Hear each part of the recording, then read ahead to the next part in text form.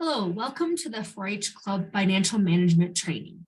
This training is designed for those volunteers who might be leading a 4-H club, a club treasurer and possibly the club treasurer's family, or any additional leaders who might be working with finances of a 4-H club. So today the goal is that we're going to talk about financial policies, then the club financial management, how to manage those policies, and finally the club audit and review process. The first thing I would suggest you do is visit our policies and best practices website. It's located here, and that link will also be as part of the post for this training, and download your own copy of the Wyoming 4-H policies. The Wyoming 4-H policies not only includes 4-H policies, but then the financial policies. The financial policies are here. It's very small, I understand, which is why you need to download your own copy, but it does start at page 10, and everything that we go through today is listed specifically in these financial policies. We'll highlight probably the things that you really need to know, but I would highly suggest that you review them in its entirety with your club treasurer to make sure that you both understand what's going on. So some things to know is that if you have a club or a committee or group that has a checkbook or any type of financial money, they will need to have an EIN or an employee identification number. Previously, we used social security numbers of our club leaders and our treasurers to open checking accounts. However, you really don't want that tied to your personal social security number. So if you get an EIN, it's specifically for your 4-H club. If you need to figure out how to get that EIN, you can contact your local 4-H educator and they can help you to receive or get an EIN. Or if you've lost your EIN number, they can also help you to retrieve that. All of our 4-H accounts need to have at least 4 active signers. 2 of those need to be UW Extension employees. So if you are opening an account, be sure to contact your extension office with all of the information so they can go to the bank and add their names to that signature card. In addition, the 2 signers from your 4-H club is a minimum. You could also ask for more. The reason we have 2 signers is that all 4-H accounts need to be signed by 2 people. So it's important that you have at least 2 signers. I would suggest having a few more just because, as you'll see later, one of the rules is that you can't write a check to yourself or to anybody in your family. So if you're a 4-H leader, you want to make sure that you have 2 other people that can write you a check if you're the one spending the money and need to be reimbursed. One of the signers should obviously be your treasurer. The other 2 or 3 can be anybody in your 4-H club as long as they're a certified leader or a certified volunteer. You can't have people who have not gone through the certification process be on your checking account because they are dealing with money and they need to have passed that background check to do that. And some banks won't let you have a youth on your account. So at that point in time, you'll need to put 2 or 3 leaders on your account. If you're dealing with 4-H funds, you also need to use the 4-H annual treasurer's report. There are a few different things that you can do if you're using QuickBooks or some online application, like maybe even an Excel spreadsheet. You can put that Excel spreadsheet into your treasurer's report, but there are elements of the treasurer's report that you need to fill out and include at the end of the year. Some other things to know is when you create your bank account, it needs to have the word 4-H in them. So even if you have a club and your club is called Lucky Clovers, you're not called 4-H Lucky Clovers or Lucky Clovers 4-H, you'll need to add that into your bank account. And so it would be called Lucky Clovers 4-H Club. If you're doing like the junior leaders in your county, instead of saying junior leaders, Albany County, it would need to say 4-H junior leaders, Albany County, or Albany County 4-H junior leaders. Just making sure that you have that 4-H, that way if something would happen where everybody who is a signer on the account leaves and we have to search down what kind of an account that is, it's much easier, for a bank to be able to go back to the 4-H program in order to know that it's a 4-H account if it has the word 4-H in it. Some of the other rules that deal with the management of clubs or groups is that you can only have 1 checking and 1 savings account per 4-H group allowed. The current financial policies say that your checking account can only have $1,000 in it and your savings account can only have $2,000 in it. However, we realize that lots of you may have much bigger projects that you're identifying money for. Maybe your club takes a large trip at the end of the year, or you're looking to buy some type of equipment. In that case, there are ways you can get around this. If you have an identified purpose for the money that's listed somewhere or that your 4-H educator knows about, you can go beyond those $1,000 or $2,000 account maximums. However, remember that we don't have 4-H accounts just to save money for a rainy day. The goal is that the money that you raise as part of 4-H is spent on the young people in your 4-H club.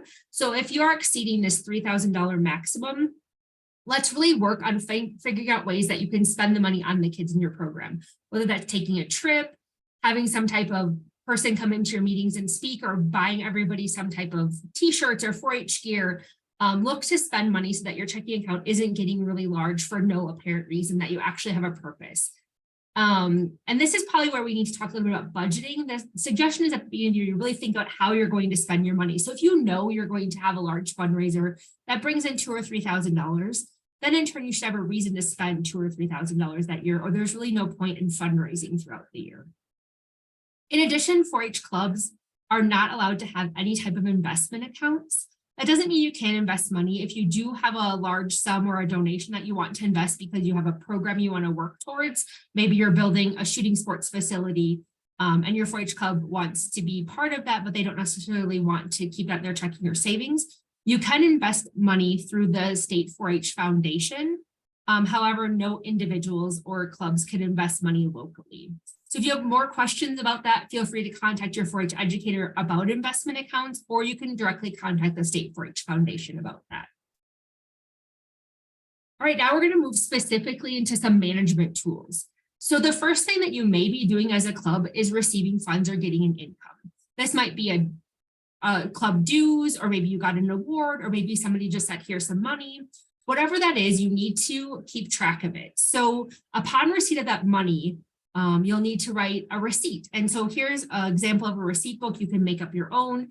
You can just buy one of these pretty inexpensively at your local Walmart or something like that. And my guess is one receipt book will last a very long time, because a lot of times our clubs are taking in money constantly. So when you do get money, you want to write the date collected, who was collected from, the amount, and what the purpose is for. Maybe it was for dues, or it was for payment for you to go on a trip, or whatever that happens to be. You'll want to write a receipt and keep a copy of that, and then give that one to the person the money came from. If you're getting a bunch of cash in, don't wait till you have $100 to deposit it. Even if you only have $10 after a meeting, you'll want to deposit that right away. Additionally, if you get cash, there's an additional form you want to fill out. This is the receipt of cash accounting form, which you also can find on our website. So if you do get cash in, the cash needs to be counted by at least 2 people. This might happen when you have a fundraiser, or maybe you're collecting a large sum of dues at your 4-H meeting and you're getting a lot of cash in. You'll want to use this form for the cash that you get in, and then deposit it right away. Once again, don't wait. Lastly, you may get some donations. Donations can come from an individual or a business. If you're going to get a donation, you'll want to write a thank you note, even if it's a $5 donation. So this might be something that you have an extra officer to do, maybe your secretary, or maybe you have a correspondent who writes thank you notes. If not, that will need to be done by somebody in the club, maybe the club treasurer. If your donation is over $150, you can find this official Wyoming 4-H donation letter template online, and you'll want to use that to give to the business or individual that donated over $150. As a 4-H club, it's not appropriate to accept donations from entities whose business is not in line with the 4-H mission. This might be a tobacco company, a bar, or somebody that maybe is doing things that's not really 4-H appropriate or youth development appropriate. If you have questions about what those might be, or you're concerned, please contact your 4-H educator, and they can help guide you through that process. Another way that you might get funds is through a fundraising. Once again, I think we talked about this earlier. Don't fundraise just for the purpose of fundraising. Fundraise for a purpose. So maybe you want to take a trip somewhere, or you want to buy supplies, or in turn, you're helping raise money for a local cause. You will want to request fill out a fundraising request form before you do your fundraising. The reason we do this isn't because you want to make sure that you're knowing what you're fundraising for. It's that we have a lot of 4-H clubs in one area or county or state that are raising money at the same time. So we don't want 10 people doing a Poinsettia fundraiser or a Butter Braids fundraiser. We want to make sure that if you are doing a fundraiser, maybe you're the only club or there's only 1 or 2 clubs in your area doing that fundraiser, so that there's actually a way for you to raise money. If we have 7 4-H clubs in one county all doing a Butter Braids fundraiser, it's probably not going to be very successful for the one club to do that. Instead, we might want to make it a countywide program, or we might want to encourage clubs to do different types of fundraisers. Okay, now we're going to move on to dispersing funds or having expenses. If you're going to spend money, the money you spend should be reflected in your minutes, which means the young people in your 4-H club should have made a motion to spend that money. They should have somehow put it in the minutes that they wanted to spend that money. Or if you create a budget at the beginning of the year, that's recorded in your minutes. And so you can spend that money throughout the year. So if you say that you want to spend $100 on club refreshments throughout the year, and somebody goes and spends $20 on drinks and brings you a receipt, you don't have to have that reflected in the minutes because it's already in your budget. However, if you did not decide that you want to spend money on refreshments in your budget and someone does spend money, then that approval of spending that money has to be in your minutes. When you get an invoice or receipt in the people that spent money, be sure to include in it what was purchased and who the purchase was made from. The best way to do this is using this receipt reimbursement form. So you're going to actually attach your receipt here on the right and fill out the information on the left. And again, this can be found on our website. If you're having a fundraiser, you're doing something where you need to have cash in order to make change or to pay people for things, you can do cash withdrawals. However, the cash withdrawal must be made at the bank by a teller with a signer on the account. So you can't send in your secretary who's not on the account to go get money from the bank. It actually needs to be someone who's on the account. When you do this, you'll get a bank receipt and you'll want to document specifically what the cash was for, whether it's for you're going to have a 5K and you need to make change, or if you're going to purchase items for your adoptive family at Christmas time. If you make a purchase with cash, then you'll want to mark that on the receipt you get from the place that you purchase it from. So if you go to the Dollar General and you purchase some toys for your adoptive family, you'll want to write on the receipt paid cash for toys for adoptive family. Please don't write any checks that say cash. Specifically, go to the bank and get the cash out if you want to do a cash withdrawal. Some other things to know about dispersing funds: no signer can write checks to themselves. And secondly, you can't write checks to your mom or your dad or your child. So that's why you want to make sure that you have at least a couple, 2 or 3 signers on the account, so that way you're not asking somebody to not follow this rule by writing a check to their parent or to themselves. Please, there are no personal purchases that can be made with club funds. So if you're out and about and you only have the club debit card with you or the club cash or the club check, please don't use it to purchase anything personal. If that does happen on accident, sometimes I know that credit cards or debit cards may look similar depending on if you bank at the same place as your club. If that does happen, you'll need to contact your 4-H educator in the state 4-H office immediately in order to make sure that we're not having any type of infractions made with our club financial management practices. Your club is allowed to have 1 debit card per 4-H club. It needs to be in the club's name, not in an individual's name. With this debit card, you can't get any cash advances. You can't get cash back with your purchases or use the ATM to get cash out. Once again, as we said in the previous slide, we need to make sure we go to the bank to make that happen. If your debit card is used, you want to turn in those receipts immediately. And once again, write debit card used and what it was purchased for. We do not allow 4-H clubs to have credit cards. This is basically because you don't want to be spending money you don't have. So that's why a debit card is appropriate, but a credit card is not. You can also have an online processing account for your 4-H club. This might be Venmo, a PayPal, trying to think of some Zello is out there. So whatever it is that you want to do, pick one that you want to use. You can't have a PayPal and a Venmo. You can just have one thing. So pick the platform you're going to use. This might come in handy if you're having a fundraiser that people can pay your club directly for the use of whatever it is they're purchasing. However, I heard that there is a rule that you can't have too many purchases throughout 1 month using Venmo or too many deposits because you will get charged. So watch those rules depending on how things go. With online processing, you need to follow the rules that we talked about already as far as receipts and income and expenses. So if you purchase something, it has to be in the minutes. You need to provide a receipt. If you're depositing something, you want to put that immediately and use a deposit form. And you'll also want to set up a separate email, I would suggest, with a password that's just specifically for your 4-H club. If you do have the treasurer or the club leader set up the online processing, you'll want to make sure that as that person leaves, that email and password is passed to the next person or changed. Because obviously if you're not the club leader anymore, you probably don't want to get the emails about your Venmo or your PayPal. At the end of each month, the account should be reconciled, and this is done using the bank statement that you're getting from the bank, along with your account journal that's part of your treasurer's book.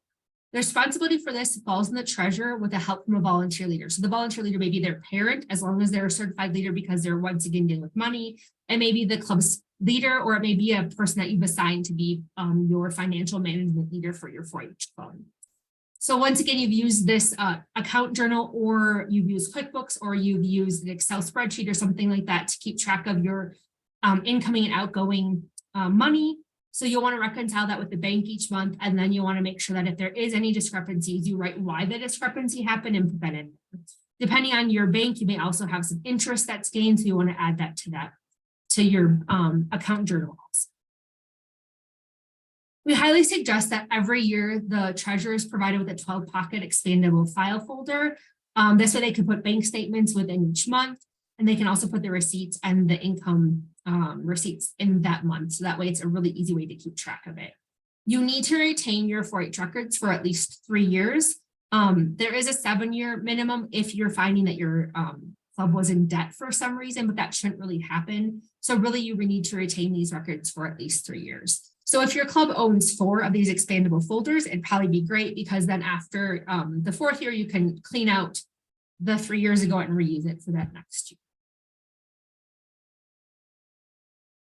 The other thing that you'll want to keep track of is the equipment and the property that your 4-H club owns.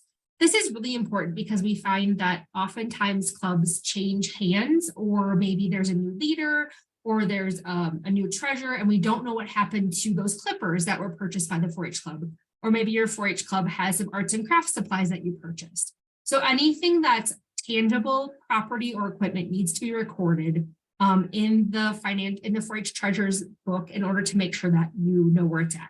So you're going to put a description, the estimated cost, which really isn't as important. However, it would be if it was donated, the date you got it, and then where it's being held or where it's being housed. So maybe it's being housed at your 4-H leader's house, or maybe a different member's house. You want to put where that is, so that way if something happens where that person leaves or you leave, that way you know exactly where to go.